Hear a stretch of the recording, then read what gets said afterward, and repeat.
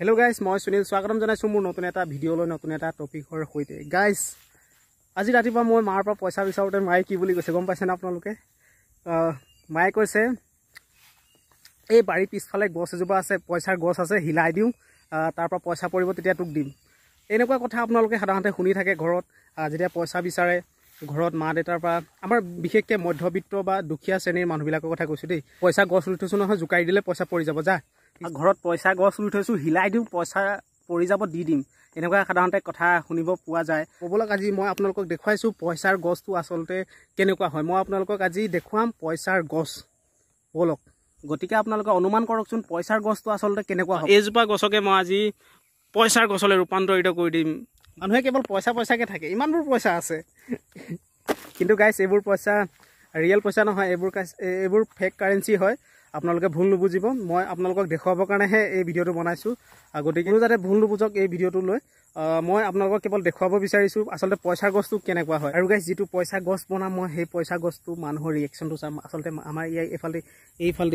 এইফালে পথাৰলৈ যায় এইফালে মানুহ অহা যোৱা কৰিয়ে থাকে গতিকে মই আপোনালোকক মানুহৰ ৰিয়েকশ্যনটো আপোনালোকক দেখুৱাম তো গাইস এয়া হৈছে 100 টকীয়া নোট এই নোটটো মই গছৰ পাতত লগাই দিওঁ এতিয়া চাব আপোনালোকে পইচাৰ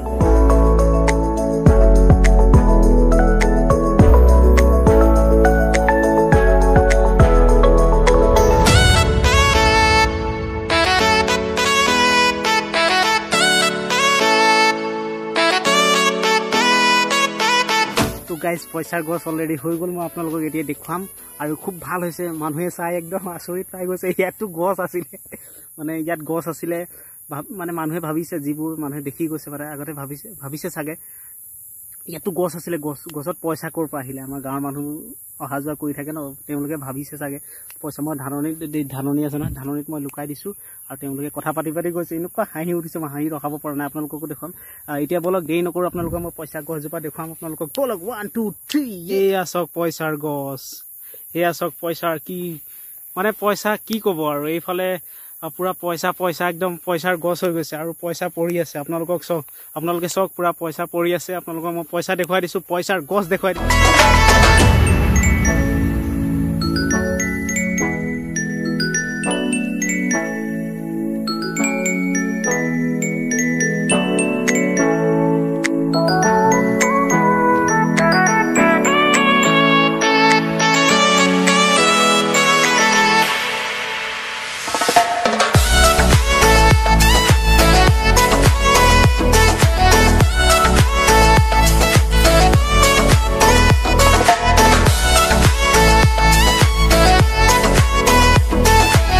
পইচাৰ গছ